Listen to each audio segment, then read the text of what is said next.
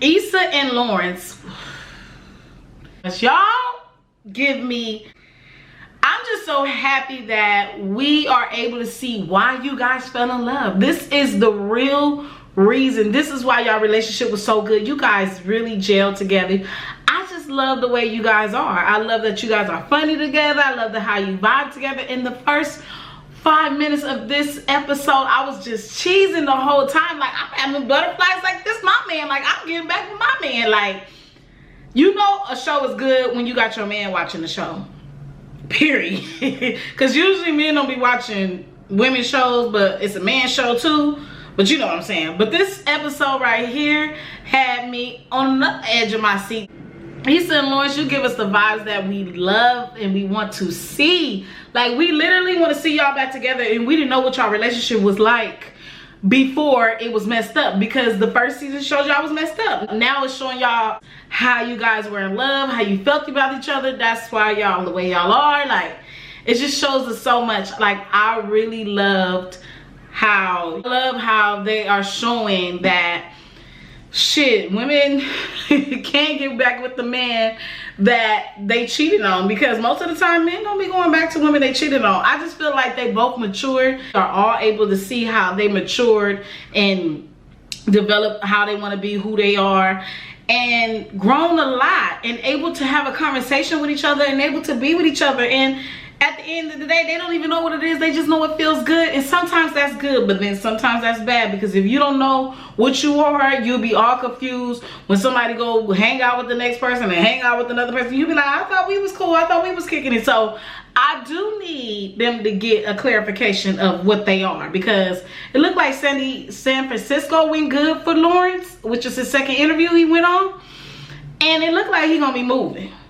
And we want to see if she gonna be following him or Nathan. Now, that's what the episode was basically showing. Now, they showed Nathan and Issa. Issa and Nathan, let me tell you something. I love Nathan for her from the third season. Like, I love Nathan for her. He came at the right time. He vibed with her well. He was just, he was everything. And I felt like he gave me the Lawrence vibe. And I think, like, this episode showed a lot in Nathan. Like, Nathan is able to show that he came back because he really wanted her.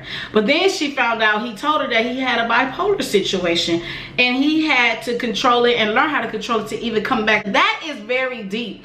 Like, when you're dealing with your own issues and you have to get yourself together and come back, like, that's something else. And you gotta, as a woman or as a man, you gotta learn to accept it and realize that sometimes people have problems and that may happen. But who wants to be with somebody that may just disappear on them again? Like, we don't know if that may take control of you again and you disappear again. Or you gonna be there and tell her what you're going through and we gonna roll with you. Because now it's side of Nathan and Lawrence. And I'm on Lawrence's side, period. Because I feel like the love is there, they've grown, they should get back together. And I know in the past couple of talks I had with you guys, I was saying now, but I'm for them. The past 2 episodes got me convinced. I'm for Issa and Lawrence. I'm for them.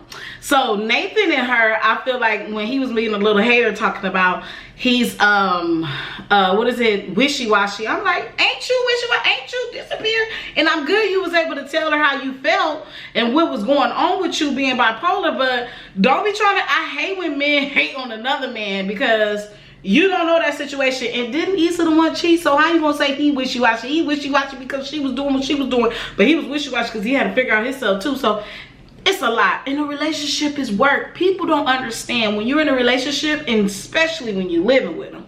It's a different story. It is work.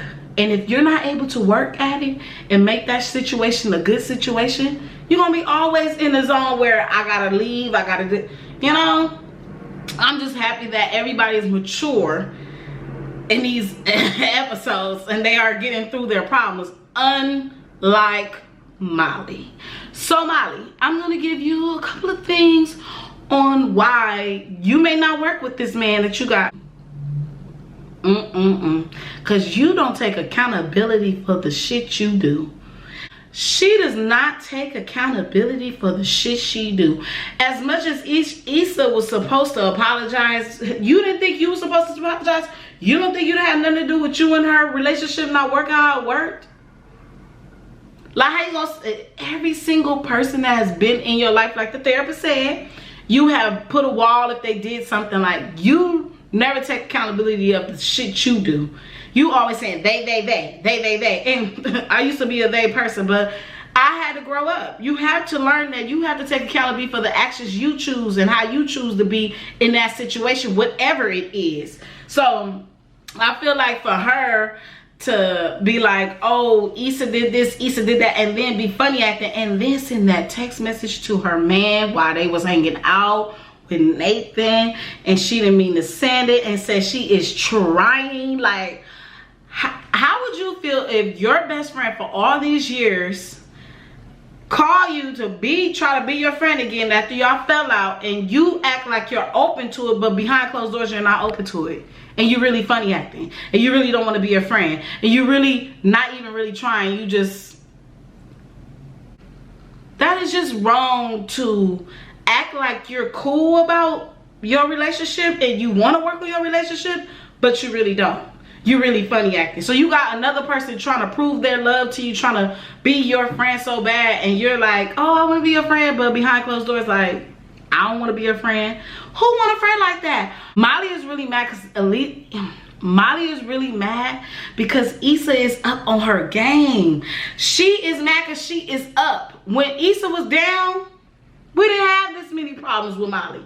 Now that Issa is up, you funny acting, you don't like this and you don't like that. I mean, I know plenty of arguments you have, but this argument and a couple of arguments shouldn't make you to the point you don't know if you can be friends with her and all this stuff like that.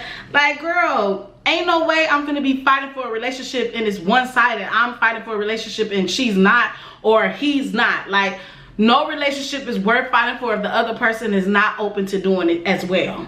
So for people out there that have friends that you want to be back their friend and you don't feel like they just as genuine, and you talk to them and they don't feel as genuine, it's no way to keep pushing for a relationship with somebody that don't want a relationship with you. And remember, Issa says she want to do things that make her happy.